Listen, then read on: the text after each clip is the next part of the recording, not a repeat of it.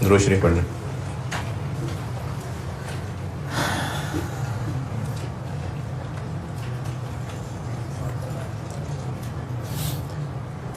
Question कौन सा कहा था मैंने?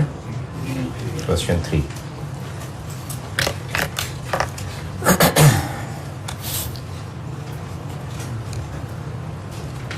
इसमें जो मसले मुझे लगते हैं वो बता देता हूँ, और बैलेंस शीट पे वो जो इंटर कंपनी वाली है बात वो दिखा देता हूँ।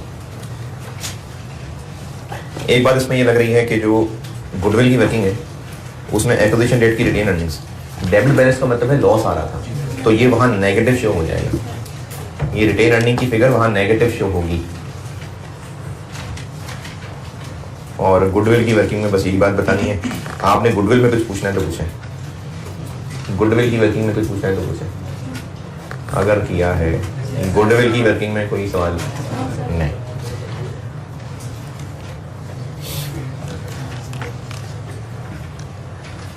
पॉइंट नंबर 3, एस ने गुड्स बेची पी को और इस ट्रांजेक्शन पे उसने 1000 रुपए प्रॉफिट कमाया। टोटल चीजें बेची थी 10,000 की, इनमें से पेरेंट के पास अभी भी 5,000 की चीजें मौजूद हैं, यानी आधी चीजें मौजूद हैं। 10,000 की थी, 5,000 आधी मौजूद है, तो 1000 का प्रॉफिट कमाया था, तो 500 उसमें यूआरपी। चूंकि एस सेलर है तो इन्वेंट्री में से लेस और रिटेन अर्निंग में एस वाले कॉलम में से लेस। पॉइंट 3 सब सारे पक्का बात। लास्ट पॉइंट समझाता हूं। पी की बैलेंस शीट में एक आ रहा है एस करंट अकाउंट, कितना? पी की बैलेंस शीट में 5। एस की बैलेंस शीट में पी के नाम का करंट अकाउंट लायबिलिटीज में आ रहा है 7। और कैश भी बता दें 5 प्लस।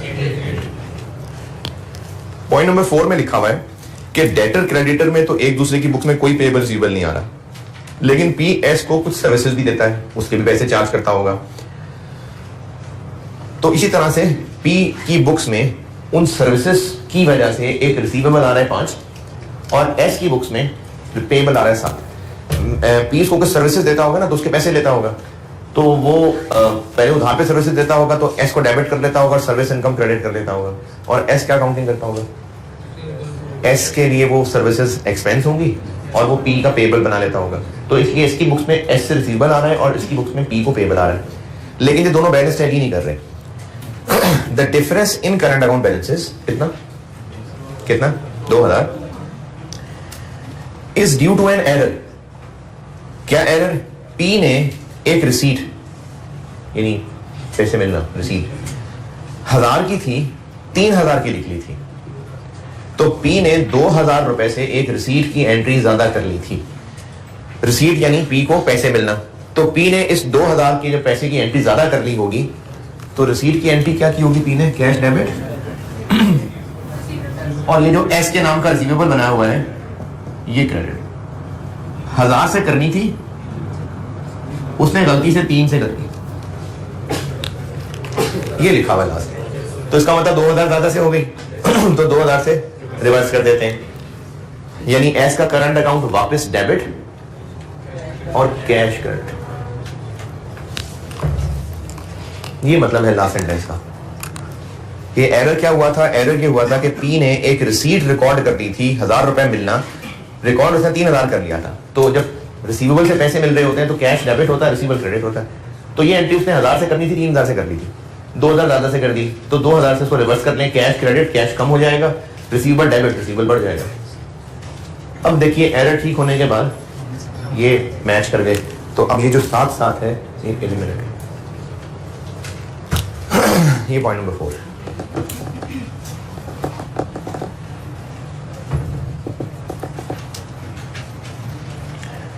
पॉइंट 4 और इस सवाल में आपने कुछ पूछना है तो पूछें जी। गुडविल में सेम है इसका। हाँ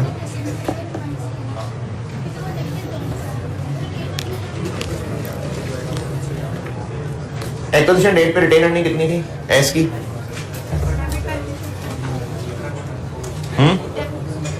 नेगेटिव 4000। ये एक्विजिशन डेट पे थी। अभी इस वक्त ईयर एंड पे एस की रिटेन अर्निंग बैलेंस शीट में कितनी आ रही है? 22,000। एस की रिटेन अर्निंग्स -4,000 से प्लस 22,000 पे चली गई हैं, तो एस ने इस अरसे में कितना प्रॉफिट कमाया? 26,000। इसीलिए जब रिटेन अर्निंग की वर्किंग कर रहे होंगे तो पेरेंट की रिटेन अर्निंग कितनी? 52,000। इम्पेयरमेंट है? नहीं। नेगेटिव गुडविल है कितनी?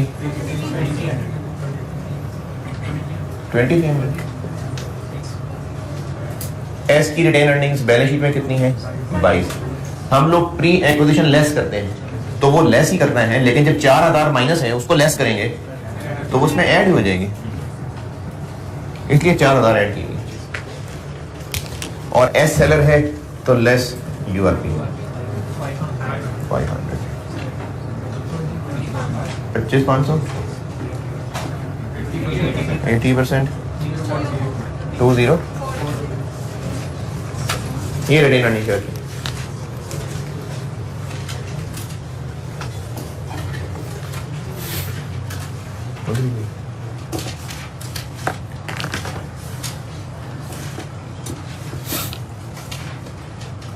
हाँ जी, और क्वेश्चन 3 में बताएं जो पूछना है जी। बैलेंस शीट में इन्वेस्टमेंट्स आ रही हैं, पी की 30, एस की 5। हमने वर्ड इन्वेस्टमेंट को ग्रुप बैलेंस शीट से खत्म कर देना होता है? नहीं, हमने देखना होता है जो पी ने एस में इन्वेस्टमेंट की है वो खत्म करनी है। तो पी ने एस में इन्वेस्टमेंट की हुई है 21,000 की, वो 21 यहां से निकाल देते, बाकी बैलेंस शीट में आ जाएगा।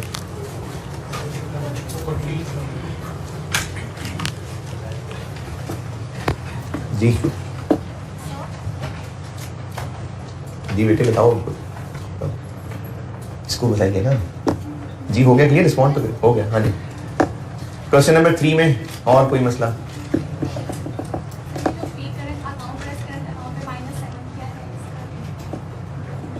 अभी तो क्या 7 टैली करके दोनों। पी ने गलती की थी, वो गलती ठीक कर ली। उस गलती को ठीक करने के बाद एक दूसरे का आपस में जो पेबल रिसीवेबल है साथ, वो एक दूसरे से एग्री कर रहा है, तो इंटर कंपनी बैलेंस को तो हम बैलेंस शीट में नहीं रखते, एलिमिनेट कर देते हैं। ये वो एलिमिनेट कर दिए जी। पैसे दे दिए होंगे ना सारे? हाँ हाँ। नहीं, आप ये कह रहे हैं कि ये जो, अच्छा आपके सवालों से मैं 2 सवाल बना रहा हूँ। एक सवाल ये कर लेते हैं कि एस ने जो पी को चीजें बेची हुई थी उसके अगेंस्ट कोई डेटर क्यों नहीं आ रहा था, तो कैश पे बेची होंगी। दूसरा कि ये जो मैनेजमेंट सर्विसेज दी हैं उसके अगेंस्ट रिसीवेबल बनाना ही था, तो डेटर के नाम से बना लेते हैं। ये कह रहे हैं आप, तो मर्जी उसकी, नहीं बना रहा डेटर। जब पी और एस आपस में एक दूसरे के साथ ट्रांजेक्शन कर रहे होते हैं ना, तो और बहुत ज्यादा ट्रांजेक्शन कर रहे होते हैं, तो एक दूसरे का करंट अकाउंट ओपन कर लेते हैं। जैसे बैंक का करंट अकाउंट होता है, बैंक में हम अकाउंट खोलते हैं करंट अकाउंट, तो इसलिए होता है कि बहुत ज्यादा ट्रांजेक्शन हो रही होती हैं। अगर पैसे संभाल के रखने होते तो करंट अकाउंट नहीं खोलते। तो पी और एस हो सकता है आपस में बहुत ज्यादा लेन देन रहती हो, कभी उनको पैसे की जरूरत हो पैसे दे देते हो, पैसे आ जाते हो, बहुत ज्यादा ट्रांजेक्शन होती रहती हो, तो इसलिए उसको करंट अकाउंट रख लेते होंगे। क्वेश्चन 3। अच्छा, हर सवाल को ना क्लियर करते चलिएगा, फिर हम अगली, क्योंकि एडजस्टमेंट ज्यादा है तो हर एडजस्टमेंट पे क्लियर करते चलेंगे और रिवीजन करते चलेंगे, तो फिर चलते रहेंगे। हमने अभी तक ये किया है कि पी और S line by line addition है, 4-5 चीजें बेसिक कट जाती हैं। पी की एस में इन्वेस्टमेंट नहीं आती, फिर एस का कैपिटल, एस के प्री एक्विजिशन वो भी नहीं आते, वो नेट होके गुडविल की शक्ल बन जाते हैं। लेकिन अगर 100% से कम है तो एस के कैपिटल में, एस के रिजर्व में जो उन लोगों का हिस्सा है जिन्होंने शेयर नहीं बेचे, वो सब मिला के नॉन कंट्रोलिंग इंटरेस्ट के नाम से आ जाता है। और एस के post acquisition reserves, post acquisition retained earnings में हिस्सा लगा के पेरेंट के साथ ऐड हो जाता है। ये बेसिक काम है। उसके बाद एडजस्टमेंट्स क्या पड़ी? एक एडजस्टमेंट पड़ी थी गुडविल की इंपेयरमेंट।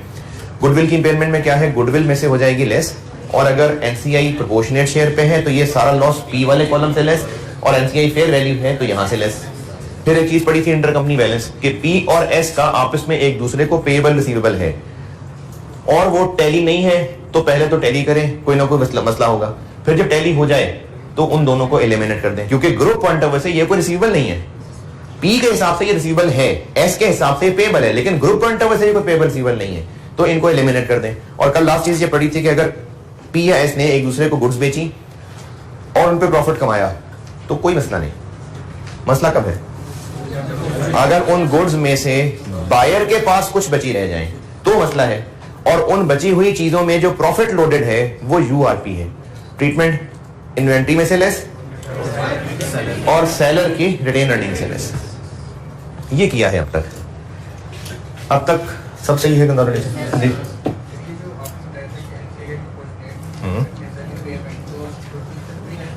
गुडविल से तो पूरी लेस ही करनी है, यहां से भी पूरी लेस करनी है, करनी हमने पूरी लेस ही है। क्यों फेयर क्यों नहीं, ये जो इम्पेयरमेंट की कैलकुलेशन करना है ना, ये आपके स्कोप में नहीं है। ये मैंने आपको बताया था कि इम्पेयरमेंट की कैलकुलेशन आपके स्कोप में नहीं है, वो आप लोग करेंगे सीफैब में जाके। जब आप पढ़ लेंगे ना सीफैब में जाके, तो वो ऑलरेडी इस चीज का ख्याल रखा होता है कि ये जो आपको सवाल में गिवन होता है ये वो पोर्शन ही होता है, ये पी वाला पोर्शन ही होता है, यानी ये उसी गुडविल ही के हिस्से में आती है जो गुडविल बनाई हुई है। तो ये अनफेयर नहीं है, सीफैब 1 में पूरी पिक्चर आ जाएगी नजर। क्वेश्चन 3 अगली एडजस्टमेंट में आते हैं।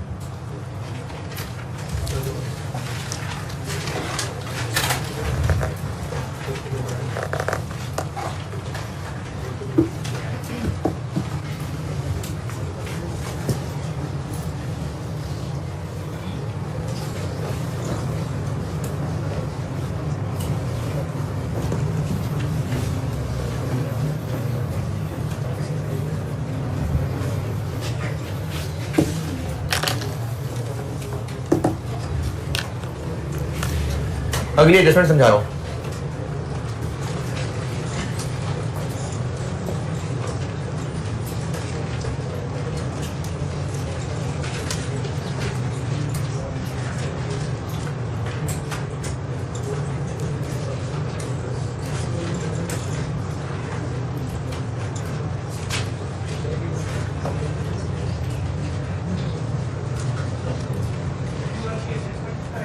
क्या जी?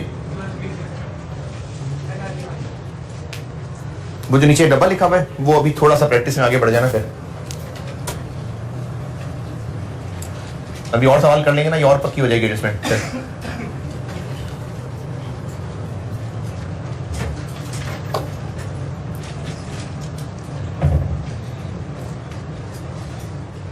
एक्विजिशन डेट पे एस की ये बैलेंस शीट थी,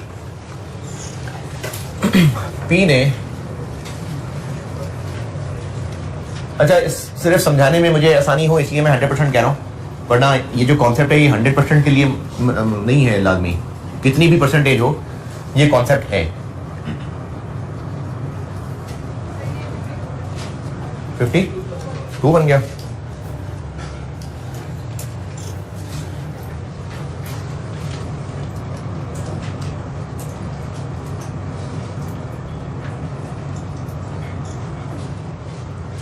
पी ने एस के शेयर्स 33,000 में खरीदे।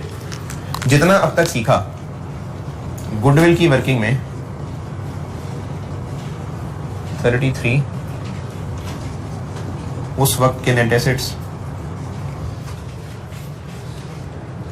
कैपिटल 22, रिटेन अर्निंग्स 4, 26, 7 था।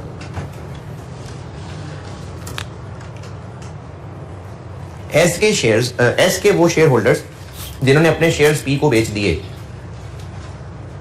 शेयर्स बेचने के बाद उनका कंपनी एस से ताल्लुक खत्म हो गया, उन्होंने अपनी इक्विटी छोड़ दी, पैसे ले लिए और अपने सारे शेयर्स बेच दिए, कंपनी एस की ओनरशिप खत्म कर ली। कितने पैसे लिए उन्होंने?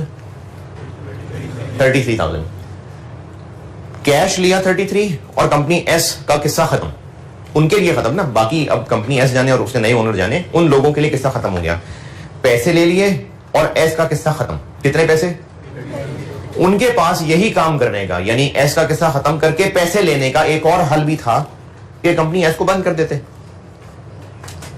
कंपनी एस बंद कर देते और एसेट्स बेचते, लायबिलिटीज पे ऑफ करते, जो बचता वो ले जाते। एसेट्स कितने के बिक जाते हैं? 50,000 के। 50 के ही बिकते नहीं, ये तो बुक वैल्यू है, ये 50 तो बुक वैल्यू है। हो सकता है अगर बिकते तो 55 के बिकते।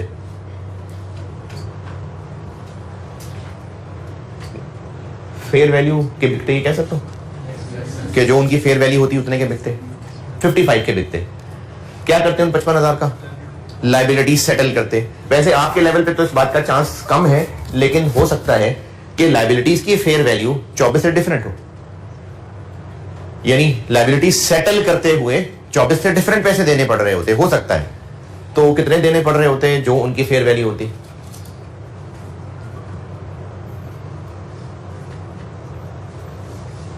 25 कर लेते हैं।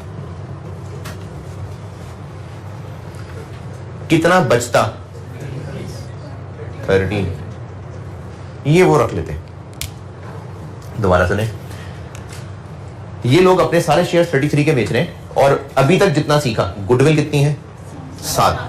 पी जो एक्स्ट्रा पैसे दे रहा है गुडविल के लिए, अच्छे नाम के लिए, वो 7,000 है।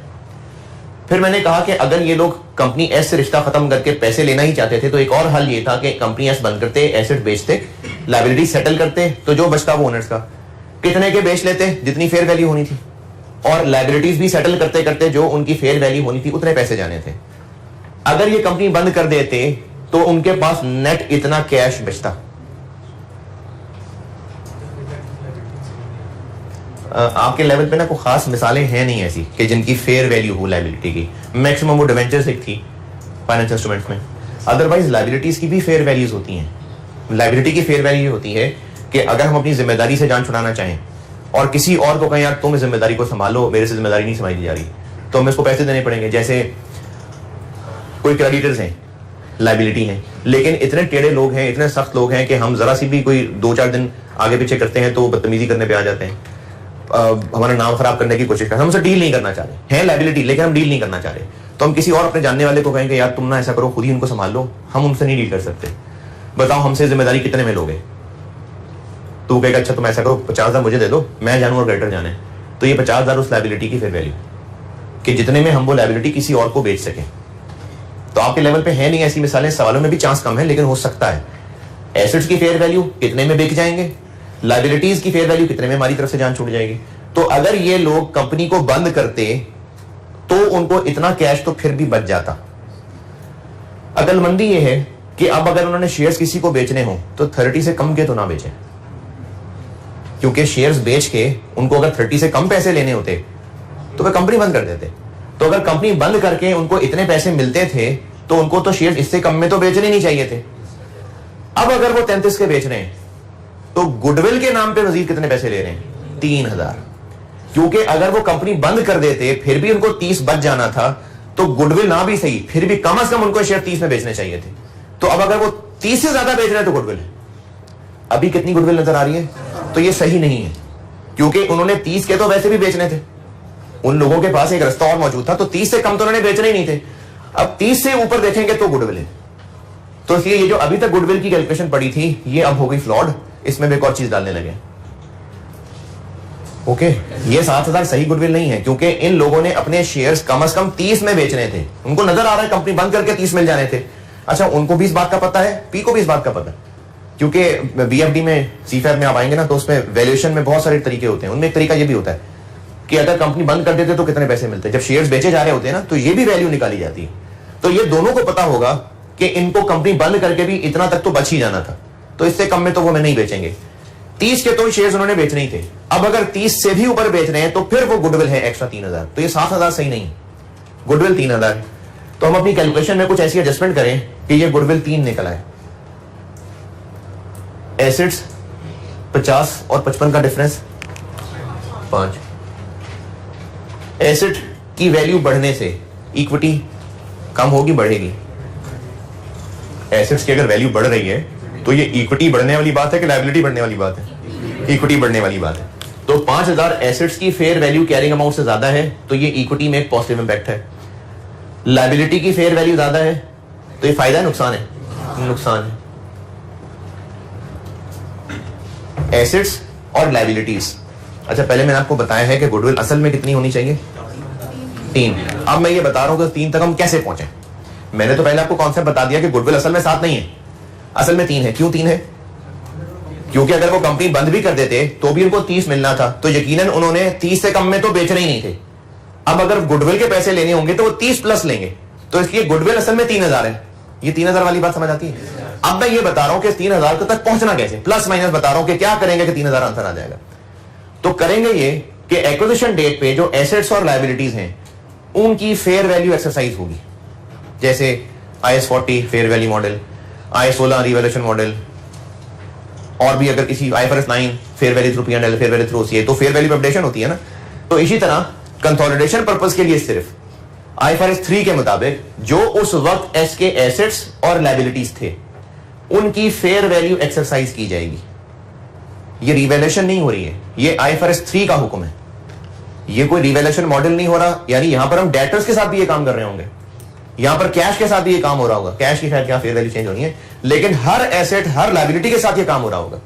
IFRS 3 के हुक्म के तहत हो रहा होगा कि सारे एसेट सारी लायबिलिटीज की फेयर वैल्यू एक्सरसाइज करें, देखें क्या गेन लॉस बनता है। तो एसेट्स की फेयर वैल्यू बढ़ना गेन वाली बात है, लॉस वाली बात है? गेन। एसेट्स की फेयर वैल्यू कम हो जाना लॉस है। लायबिलिटी की फेयर वैल्यू बढ़ना, बढ़ने से मुराद है फेयर वैल्यू कैरिंग अमाउंट से ज्यादा है, ये लॉस वाली बात है।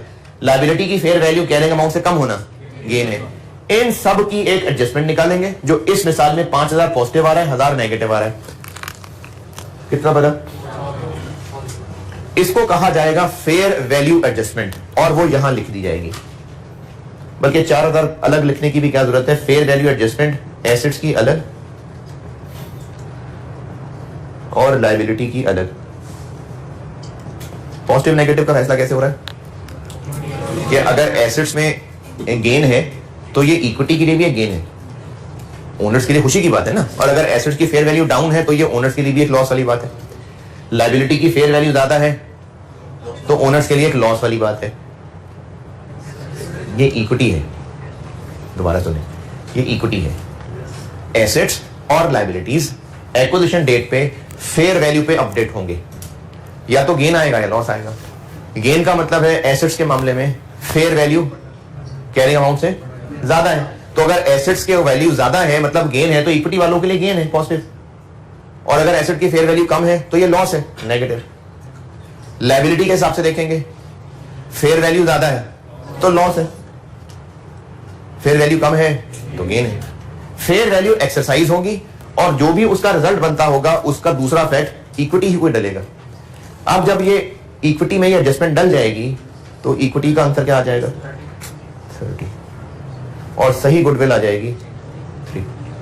तो IFRS 3 के अंदर गुडविल की डेफिनेशन ही यही है कि कंसिडरेशन ट्रांसफर्ड का difference fair value of net assets. कहां पर?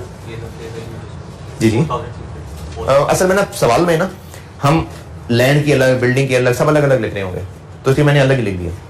सवालों में हो सकता है लैंड की भी हो, प्लांट की भी हो, बिल्डिंग की भी हो, स्टॉक की भी हो, तो हम वो यहाँ अलग अलग ही लिखेंगे, हमें इसमें अलग लिखने में ही फायदा है, तो इसलिए मैंने अलग अलग ही बता दिया। तो एक्विजिशन डेट पे एस के एसेट्स और लायबिलिटीज की फेयर वैल्यू एक्सरसाइज होगी। हो सकता है एसेट्स की बात कर रहा हूं, फेयर वैल्यू ज्यादा हो तो गेन हो सकता है फेयर वैल्यू कम है तो लॉस है। लायबिलिटी की बात कर रहा हूं, फेयर वैल्यू कैरिंग अमाउंट से ज्यादा है तो लॉस वाली बात है, फेयर वैल्यू कैरिंग अमाउंट से कम है तो गेन वाली बात है। जो भी फेयर वैल्यू गेन लॉस बनता है वो यहां नेट एसेट्स में प्लस माइनस होगा। ये फेयर वैल्यू एसेट्स की कब गेन कब लॉस है, लायबिलिटी की कब गेन कब लॉस है, ये बात समझ आ रही है? एसेट की फेयर वैल्यू कैरिंग अमाउंट से ज्यादा है तो गेन है, कम है तो लॉस है। लायबिलिटी की फेयर वैल्यू ज्यादा है तो लॉस है, कम है तो गेन है। वो यहां पर गेन लॉस की शक्ल में लिखा जाएगा, फिर जो इनका टोटल आएगा उससे सही गुडविल पता चल सकेगी। इसको कहते हैं फेयर वैल्यू एडजस्टमेंट। लेकिन ये हम खुद से चीज इंसर्ट कर रहे हैं तो दूसरा फैक्ट भी लेना पड़ेगा। दूसरा फैक्ट इसका कहां लिया जाए? ये एडजस्टमेंट यहां करना ये शो कर रहा है कि ग्रुप की नजर में ये एसेट्स 50 के नहीं है, 55 के। तो एस अपनी बुक्स में इसको 50 से 55 पे ले आएगा। क्यों? ये कंसोलिडेशन की एडजस्टमेंट है। तो फिर ग्रुप बनाते हुए हमें खुद से एसेट्स में जब P प्लस एस कर रहे होंगे तो साथ 5 लाना पड़ेगा। लायबिलिटीज में जब P प्लस एस कर रहे होंगे तो साथ 1 लाना पड़ेगा। पूरी एडजस्टमेंट दोबारा बताता हूं। ये आपको मैं बात समझा सका कि अगर एसेट्स और लायबिलिटीज को बेच के सेटल करके पैसे बचते तो शेयर होल्डर्स उससे कम में तो शेयर नहीं बेचेंगे, गुडविल है तो वो उससे ऊपर ही होगी, ये कॉन्सेप्ट है। अब सवाल में इस तक कैसे पहुंचना है उसका स्टेप बता रहा हूं कि एक्विजिशन डेट पे एस के एसेट्स और लायबिलिटीज की फेयर वैल्यू एक्सरसाइज होगी। हो सकता है आपको सवाल में ये दिया हो सकता है ये दे दिया हो, ये दिया हो तो क्या करें, तो फिर ये भी दिया होगा यकीनन, डिफरेंस ले लें, और हो सकता है आपको यही दे दिया हो। बस उसमें आपने ये पहचानना है कि ये गेन हो रहा है कि लॉस हो रहा है। जो ये आंसर निकलेगा एडजस्टमेंट का, उसके दो इफेक्ट क्या, गुडविल की वर्किंग में नेट एसेट्स में लिखेंगे और बैलेंस शीट में रेलेवेंट एसेट लायबिलिटी में लिख लेंगे। प्लस करना है कि माइनस करना है, ये अकॉर्डिंगली देखना पड़ेगा कि फेयर वैल्यू अगर ज्यादा है तो वहां ऐड करना है, फेयर वैल्यू कम है तो लेस करना है। यहां पर ये देखना पड़ेगा है कि लॉस है। इसके लिए मैंने कोशिश की है इसको एक टेबल में समेटने की, वो आपको ऊपर बढ़ाता हूं एडजस्टमेंट। लेकिन अभी मैं बस बात समझा रहा था जबानी कि एक्विजिशन डेट पे एस के एसेट्स और लायबिलिटीज की फेयर वैल्यू एक्सरसाइज होगी। जो एडजस्टमेंट बनती होगी वो एडजस्टमेंट गुडविल की वर्किंग में नेट एसेट्स में आएगी और बैलेंस शीट में अपने रेलेवेंट एसेट और लायबिलिटी में आएगी, तो सही गुडविल निकलेगी। एडजस्टमेंट नंबर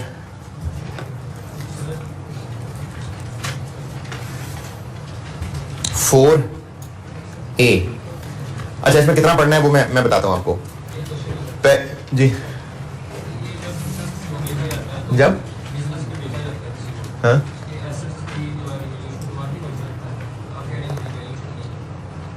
कैसे पता आपको रिवैल्यूएशन करवा के भेजा जाता है? हाँ ठीक है, फिर आगे। हाँ हाँ जरूरी नहीं है ऐसा, लेकिन मैं खैर आगे बात करूं। जरूरी नहीं है ऐसा वैसे, लेकिन आप आगे बात करें, कहना क्या चाह रहे हैं आप? ये कह रहे हैं कि वर्ड रिवैल्यूएशन, हम रिवैल्यूएशन ही तो कर रहे होते हैं, तो इसको हम रिवैल्यूएशन मॉडल क्यों नहीं कह रहे? ये क्या सवाल है आपका? अच्छा, ये बाकी लोग भी सुने, ये कॉमन सवाल है, ये और भी किसी ने पूछ ही लेना था। ये हम रिवैल्यूएशन ही तो कर रहे हैं, तो क्यों ना इसको रिवैल्यूएशन मॉडल ही कह लें। देखिए, रिवैल्यूएशन मॉडल एक बड़ी स्पेसिफिक चीज है, PPEI 16, और वो कंपनी की मर्जी होती है कि वो रिवैल्यूएशन मॉडल लगाए ना लगाए, कब लगाना ये भी उनकी मर्जी है, और ये सिर्फ PPE पे लगेगा। जबकि ये एक्सरसाइज एस के सारे एसेट्स पे हो रही है, एस की सारी लायबिलिटीज पे हो रही है, तो सारे के सारे एसेट्स तो नहीं IAS 16 में फॉल कर रहे हैं ना, सारी की सारी लायबिलिटीज तो किसी IAS में नहीं है कि रिवैल्यूएशन मॉडल लगना है। तो इसलिए ये जो काम इस वक्त हो रहा है ये किसी और IAS के तहत fair value model, revaluation model नहीं हो रहा। ये IFRS 3 का हुक्म है कि एस के सारे एसेट्स लायबिलिटीज को फेयर वैल्यू पे अपडेट करें, ताकि एक गुडविल सही निकले और दूसरा इन एडजस्टमेंट्स को जब बैलेंस शीट में लिखी हुई फिगर में प्लस माइनस करें तो वो अपनी सही वर्थ के ऊपर आ जाए। ये IFRS 3 ही का हुक्म है, तो इसको आप revaluation model, fair value model से लिंक ना करें। वो अलग IAS थे, वो अलग चीजों पे लगते थे, उनके अलग रूल्स थे, ये बिल्कुल डिफरेंट चीज है। हाँ, ये एक अलग बात है कि अगर एस ने अपने PPE को रिवैल्यूएशन मॉडल पे रखा हुआ है और अभी अभी रिवैल्यू उन्होंने किया था, तो उनके ऊपर ये एडजस्टमेंट ही नहीं आएगी। अगर एस की बैलेंस शीट में इन्वेस्टमेंट प्रॉपर्टी थी और अभी अभी उसने उसको फेयर वैल्यू पे अपडेट किया था, तो उस पर आएगी नहीं एडजस्टमेंट। इतना जरूर लिंक हो सकता है, अदरवाइज ये काम IFRS 3 ही के लिए खास है और सारे एसेट, सारे लायबिलिटीज के लिए। अच्छा, ये काम कब करना है? Acquisition date. हर साल अपडेट करते रहना है?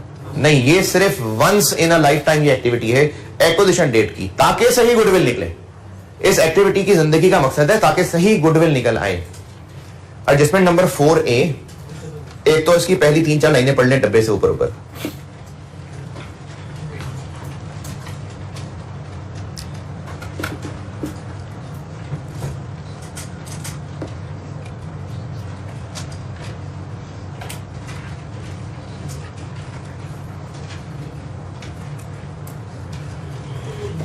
कि एक्विजिशन डेट की फेयर वैल्यूज के लिए एडजस्टमेंट करनी होती है। हो सकता है आपको ये 5000 दे दिया हो सकता है आपको ये और ये दोनों दिए हो। सवाल में ये दोनों भी दिए हो सकते हैं, खुद डिफरेंस निकाल लें, और ये भी दिया हो सकता है। अब उसके नीचे जो नीचे डब्बा है ना, ये फिलहाल अभी रहने देते हैं। डब्बे के नीचे 2 कॉलम बनाए हुए मैंने, राइट वाला पढ़िए, लेफ्ट वाला पढ़िएगा, अभी राइट वाला नहीं, लेफ्ट वाला कॉलम पढ़ लें। आधा इधर है और आधा अगले पेज पे, पेज 361 के एंड पे आधा और आधा पेज 362 के टॉप पे। इनमें से लेफ्ट वाला कॉलम पढ़ाया अभी आपको, बस राइट वाला नहीं बताया।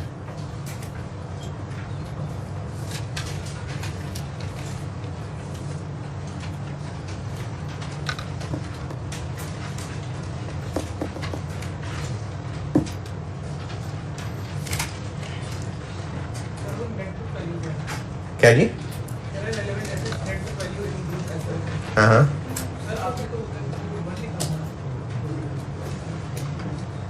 मैंने कहा है कि जो फेयर वैल्यू एडजस्टमेंट है 5000, इसको गुडविल की वर्किंग में नेट एसेट्स में ऐड कर दें और रेलेवेंट एसेट की कैरिंग अमाउंट में ऐड कर दें। ये लिखा हुआ मैंने।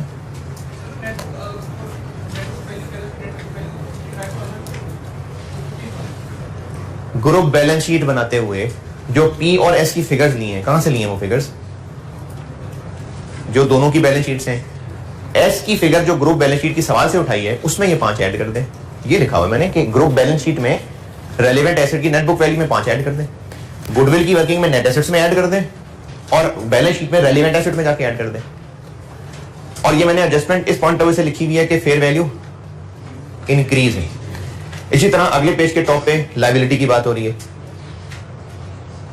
लेफ्ट कॉलम पे हूं मैं कि अगर लायबिलिटी बढ़ रही है 24 से 25, तो इस 1000 का क्या करें? गुडविल की वर्किंग में नेट एसेट्स में से लेस कर लें और बैलेंस शीट में रेलेवेंट लायबिलिटी में ऐड कर लें। ठीक है? और मेमोरेंडम एंट्री के नीचे नोट्स में से पहला नोट पढ़ लें, पेज 362, एडजस्टमेंट 4B से जस्ट ऊपर 2 नोट्स लिखे हैं ना, उनमें से पहला नोट पढ़ लें।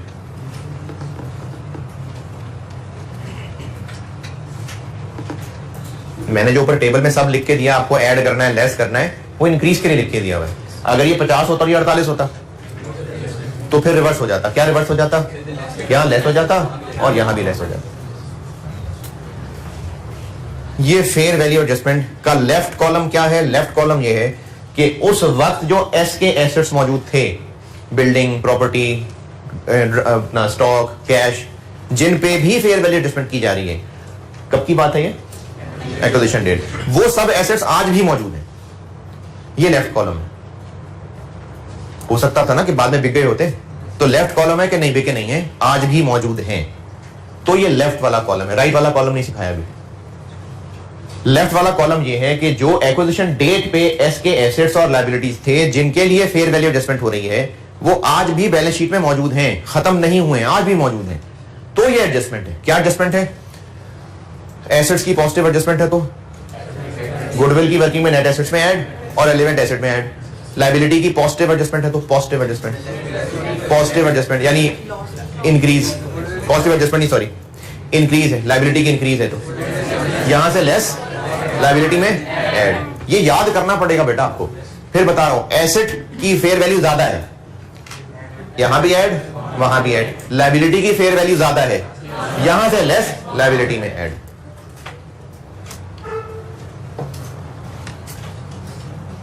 क्वेश्चन कर दीजिए 4, 10 मिनट बस, स्पीड बढ़ाइए। क्वेश्चन 4 कर दें।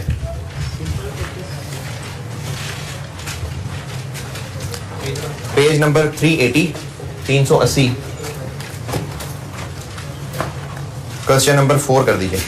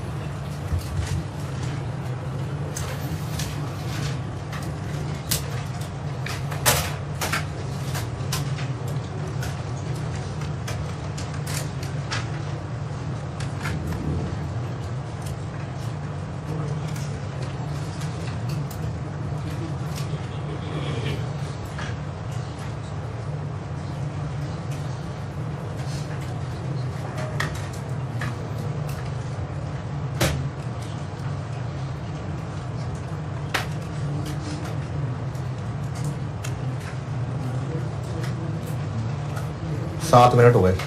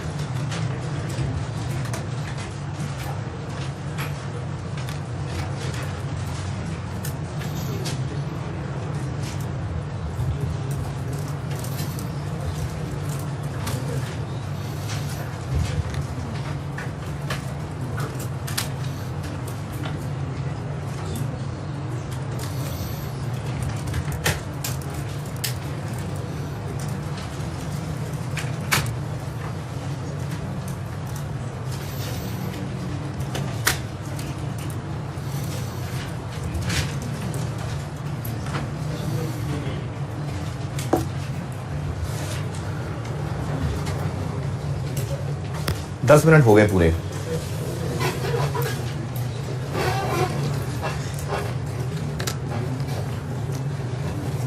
इतने सारे सवाल की नियत यही है कि आप ना स्पीड बढ़ाते जाएं। पेपर में बड़ा मुश्किल हो जाएगा बेटा टाइम मैनेज करना पे।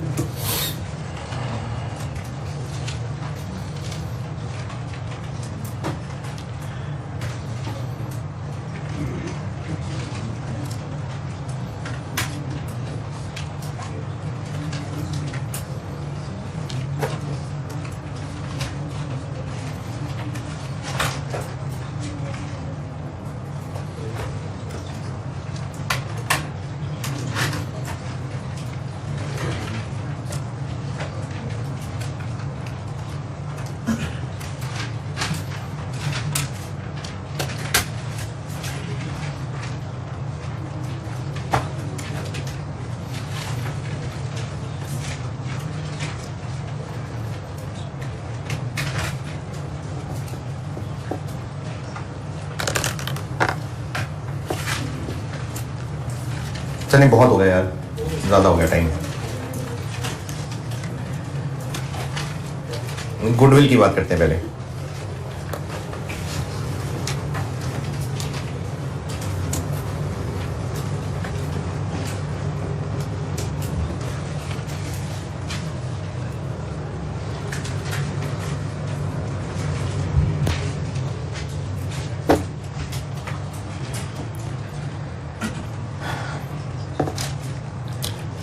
इन्वेस्टमेंट कितनी?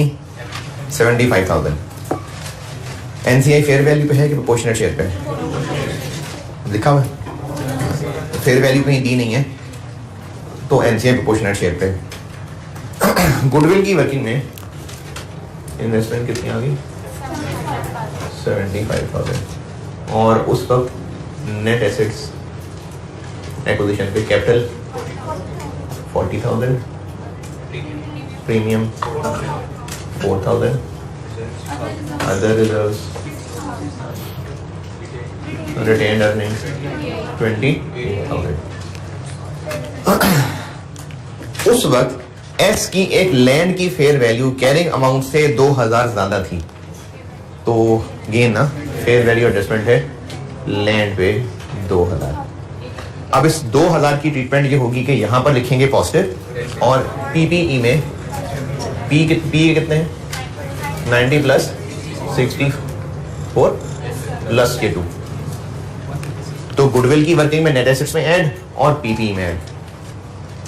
अगर ये कोई इन्वेंट्री होती तो इन्वेंट्री में ऐड कर देते, डेटर होता डेटर में ऐड कर देते। तो गुडविल की वर्किंग में नेट एसेट्स में ऐड और रेलेवेंट एसेट में ऐड। ये पॉइंट 1 और 2, यहां तक कोई परेशानी? गुडविल जब निकल आई तो उसको कितनी गुडविल निकली? नहीं गुडविल लैंड बता रहा हूँ। अच्छा चले ठहरे, ये कितना बना? 80,000। हमने कितने परसेंट शेयर दिए हैं?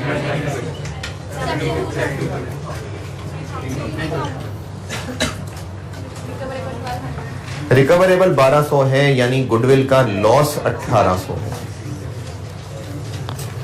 तो यहां से 1800 लेस, और रिटेन अर्निंग की वर्किंग में पी में से लेस, क्योंकि एनसीआई फेयर वैल्यू पे होता तो एस में से लेस करते, प्रोपोर्शनेट पे है तो पी में से लेस। ये पॉइंट 3 है। अच्छा, ये जो नेट एसेट्स निकाल रहे हैं, जब इसमें फेयर वैल्यू एडजस्टमेंट कर दी, इसको fair value of net assets बोलेंगे। नहीं सॉरी, इसको जब इन नेट एसेट्स के अंदर ये फेयर वैल्यू एडजस्टमेंट कर दी ना, तो ये है fair value of net assets. ये हो सकता है किसी सवाल में आपको दिया होता है कि एक्विजिशन डेट पे fair value of net assets इतनी थी, तो वो ये दिया हुआ।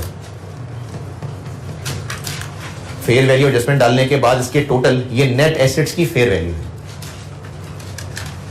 Point number 1 2 3 done. Point number 4 और 5 करके देता हूं। पी सेलर है और उसने 9,000 की चीजें जो उसको कॉस्ट की थी 12 की एस को बेच दी। कितना प्रॉफिट कमाया? 3,000। 40% उनमें से अभी भी एस के पास पड़ी हुई हैं, तो प्रॉफिट में से 40% वो अभी भी यूआरपी है। पूरा प्रॉफिट 3,000 कमाया था, उन चीजों में से 40% अभी भी बची हुई है, तो इसका मतलब उसमें से 40% प्रॉफिट यूआरपी। यूआरपी 1200, क्योंकि पी सेलर है तो स्टॉक में से लेस पी सेलर है, और रिटेन अर्निंग में पी वाले कॉलम से लेस। लास्ट पॉइंट समझ लें। रिटेन अर्निंग की वर्किंग भी बता दें मुझे। पी की रिटेन अर्निंग कितनी? 94। एक तो इसमें से लेस किया पेमेंट 1800, एक अभी यूआरपी लेस किया 1000 का 40%, 1200। एस की रिटेन अर्निंग बैलेंस शीट में कितनी? 25,000। एक्विजिशन पे कितनी थी? 28,000। अच्छा, और मुझे बताइए पी की बुक्स में एस का करंट अकाउंट, एस की बुक्स में पी का करंट अकाउंट 5। पॉइंट नंबर आखिरी समझाने लगा। पॉइंट नंबर 4 तक कोई मुश्किल परेशानी?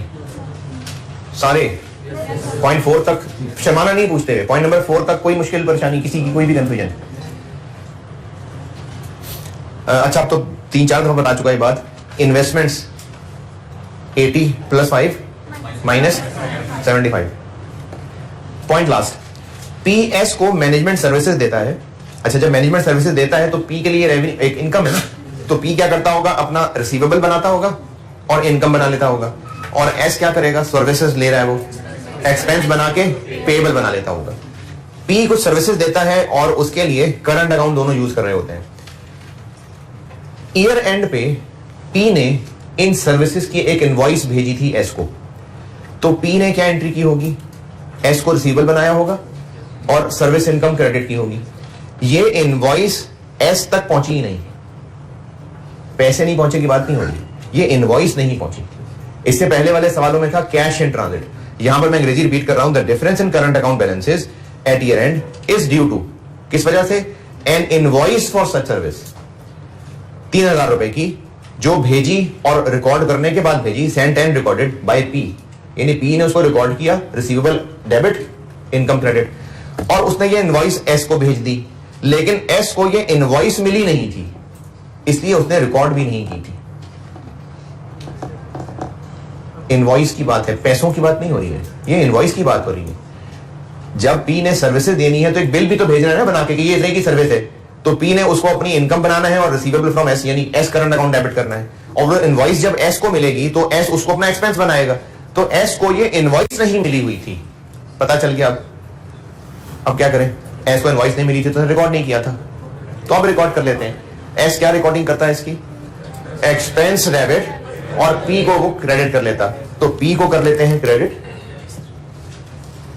और एक्सपेंस हम इनकम स्टेटमेंट तो नहीं बना रहे, लेकिन एक्सपेंस रिकॉर्ड करने का मतलब है कि रिटेन अर्निंग से लेस, तो ये वो सर्विस की एक इनवॉइस रिकॉर्ड कर लेगा 3000।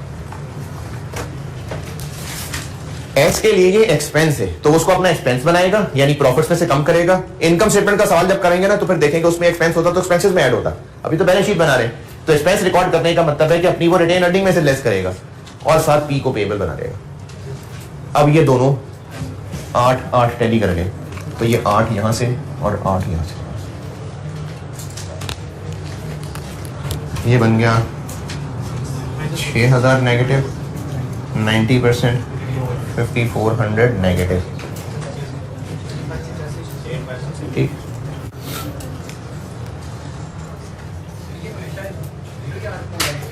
क्या इंटर कंपनी, हाँ बिल्कुल, इंटर कंपनी बैलेंस बराबर होगा, फिर एलिमिनेट करने नहीं, नॉट रिसीव्ड एंड रिकॉर्डेड मतलब से रिसीव भी नहीं किया, रिकॉर्ड भी नहीं किया। इनवॉइस नहीं मिली थी एस को, पैसे नहीं, इनवॉइस नहीं मिली थी। हाँ जी, तो सवाल कोई मुझे लगता था पूछा। क्वेश्चन 4 में और आपने कुछ पूछना तो पूछें।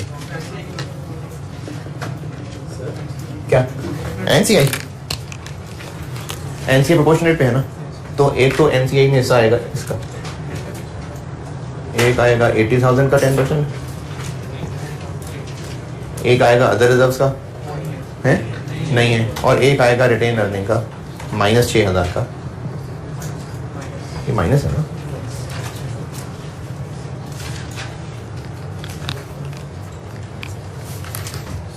जी सर, ये बात जो आपने एक्सपेंस जो है वो माइनस होता है, तो ये बात यहाँ से मतलब क्वेश्चन पढ़ के नहीं लगती, कैसे मतलब प्रैक्टिस से होगा ये सारा? नहीं, आपको क्वेश्चन पढ़ के क्या समझ आ रहा है इसका मतलब? वो क्वेश्चन पढ़ के यही लगा था कि जब बैलेंस शीट बनाएंगे ना तो उसके अंदर एडजस्टमेंट होगी, तो मैंने बैलेंस शीट में किया है। वैसे ये आपने यहाँ पे रिटेन में क्लिक किया है। अच्छा, आपको इस पॉइंट 5 को पढ़ के क्या समझ आ रहा है, क्या हुआ है? सर, इसको पढ़ के समझ आ रहा है कि वहाँ पे जो उसने नहीं रिकॉर्ड किया हुआ उसको अपना क्या रिकॉर्ड नहीं किया हुआ? क्रेडिट रिकॉर्ड नहीं किया। हाँ, सिर्फ क्रेडिट रिकॉर्ड नहीं किया हुआ, या ये इनवॉइस रिकॉर्ड नहीं की हुई, तो फिर उसका डबल इफेक्ट क्या होगा? एक्सपेंस रिकॉर्ड नहीं किया हुआ, इनवॉइस ही रिकॉर्ड नहीं की ना, रेक्टिफिकेशन ऑफ एरर, एक इनवॉइस ही रिकॉर्ड नहीं हुई बुक्स में, तो सस्पेंस अकाउंट आएगा। उसने इनवॉइस की रिकॉर्ड सिरे से ट्रांजेक्शन ही रिकॉर्ड नहीं की, तो अब रिकॉर्ड करेगा तो एक्सपेंस डेबिट और पेबल टू पी क्रेडिट। आप कुछ पूछ रही थी? क्वेश्चन डन जी। जी जी, लेकिन बाद में 25 हो गई, मतलब लॉस आया होगा। लॉस आया। तो सर उनके एक्वायर करने के बाद लॉस आया, तो उसके हम 90% क्यों कर रहे हैं? लॉस में सारा उनके एक्वायर करने के बाद आ रहा है। नहीं तो शेयर होल्डर्स हम तो नहीं है, एनसीआई भी तो है ना, सारे शेयर होल्डर हम तो नहीं है। हमारी एक्विजिशन करने के बाद कोरोना फेज आ गया, अब उसमें बिजनेस लॉस में चला गया, तो उस लॉस के हिस्सेदार हम सारे ही हैं। हम अपनी शेयर होल्डिंग के हैं, एनसीआई अपनी शेयर होल्डिंग से है। बिजनेस लॉस में गया है तो शेयर होल्डर्स के हिसाब से वो उन शेयर होल्डिंग के हिसाब से लॉस हो जाएगा। Question 4 done. चलिए एक एडजस्टमेंट समझ लें और उसका सवाल होमवर्क।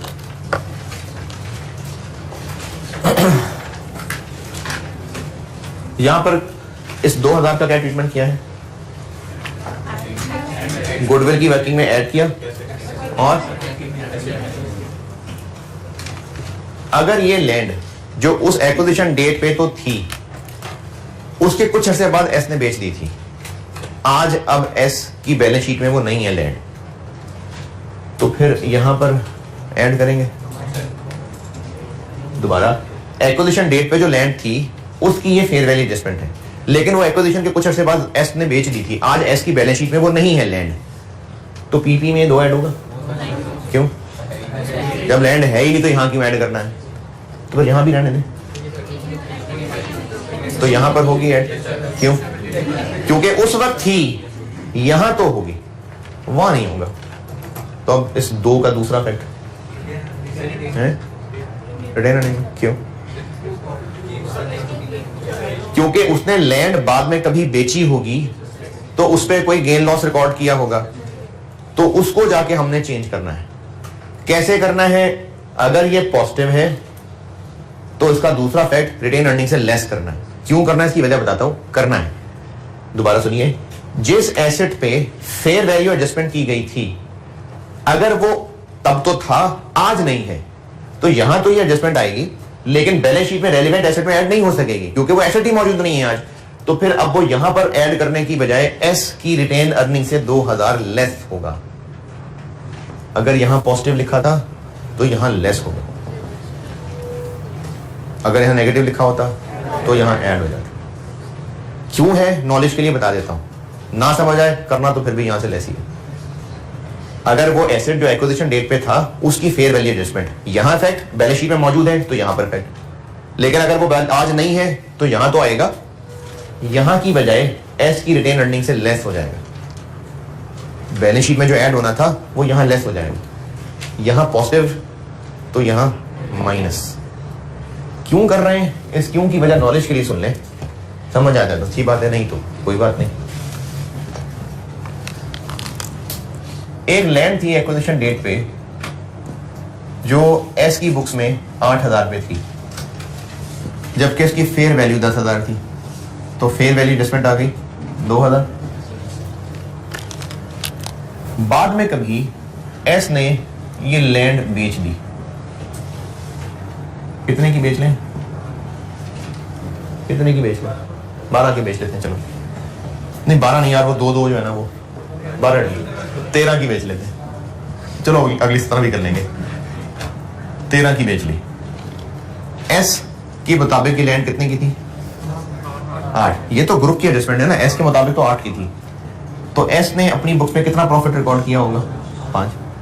एस की रिटेन अर्निंग में इसके ऊपर प्रॉफिट आ रहा होगा 5, जबकि ग्रुप पॉइंट ऑफ व्यू से ये लैंड जो 13 की बिकी, ग्रुप की नजर में वो कितने की थी? ग्रुप के पॉइंट ऑफ व्यू से कितना प्रॉफिट कमाया? 3। ग्रुप के पॉइंट ऑफ व्यू से असल प्रॉफिट 3 है, जबकि एस ने क्या शो कर दिया हुआ है? 5। तो इस 5 को 3 कैसे बनाए? 2 लेस कर दें, ये वो 2 है, ये वही 2 है। अच्छा 13 की नहीं बेचते, किसी और की बेच लेते हैं जी। बताएं जी कोई जो जिसकी ख्वाहिश हो बचपन में बड़े होकर क्लास में फिगर बताऊंगा, बताओ बताएं कोई कितने की बेचें?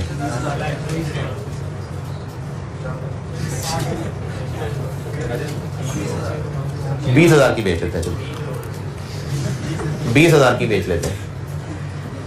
20,000 की बेचते हैं, एस ने रिकॉर्ड किया होगा 12,000, जबकि ग्रुप के मुताबिक जो लैंड 20 की बेच रहे हैं वो कितने की थी? 10 की। तो ग्रुप के मुताबिक प्रॉफिट 10 होना चाहिए था, जबकि एस ने 12 माना हुआ है, तो 2 ये वही दो भाई, और कोई है? लॉस पे बेच लेते हैं, कितने की बेच लें? नहीं, दो तो वही 7,000 की बेच लेते हैं, 7,000 की बेच लें। एस के मुताबिक 8 की चीज 7 में बिक गई, 1,000 का लॉस। ग्रुप के मुताबिक जो चीज 7 की बिकी वो कितने की थी? 10 की। कितने का लॉस? 3 का लॉस। एस ने बनाया हुआ है 1,000 का लॉस, उसको 3,000 के लॉस तक पहुंचाना है। 2,000 1,000 का लॉस रिकॉर्डेड है, उसको 3,000 के लॉस तक पहुंचाना है। 2,000 लेस कर दें तो ये वही 2,000। जितने की मर्जी बेच लें, अगर फेयर वैल्यू एडजस्टमेंट ये 2,000 फेयर वैल्यू ज्यादा है तो रिटेन अर्निंग से लेस ही करना है। एडजस्टमेंट 4A राइट वाला कॉलम, एडजस्टमेंट 4A राइट वाला कॉलम, पेज 361 362 राइट वाला कॉलम, कि जिस एसेट की फेयर वैल्यू एडजस्टमेंट की थी अब वो नहीं है बैलेंस शीट में, तब था अब नहीं है, बेच दिया, सेटल हो गया, खत्म हो गया, अब नहीं है, तो उसके लिए क्या करेंगे? ये राइट कॉलम। और होमवर्क कराइए एक सवाल, क्या किया अभी क्वेश्चन? हाँ, तो 5 होमवर्क करें। क्वेश्चन नंबर 5 आपका होमवर्क है, और इसमें अब मैंने एक चीज डाल दी, goods in transit. Goods in transit क्या थी, क्या है? जो सेलर ने बेची थी लेकिन बायर तक पहुंची नहीं थी, तो बायर पहुंचा ले। इन्वेंट्री डेबिट और क्रेडिटर क्रेडिट, और अब इन्वेंट्री में पहुंचाएगा तो यूआरपी, सारी चीजें इन्वेंट्री में लेगा तो उसमें यूआरपी भी होगा कि नहीं होगा?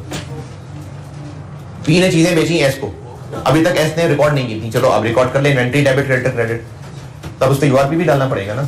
हाँ, तो ये आप लोग ट्राई करके आइएगा, मैं तो डिस्कस कर ही लूंगा। क्वेश्चन पता नहीं कौन सा बोला मैंने, 5, क्वेश्चन नंबर 5 ये करके आइएगा, ठीक है? अल्लाह हाफ़िज़।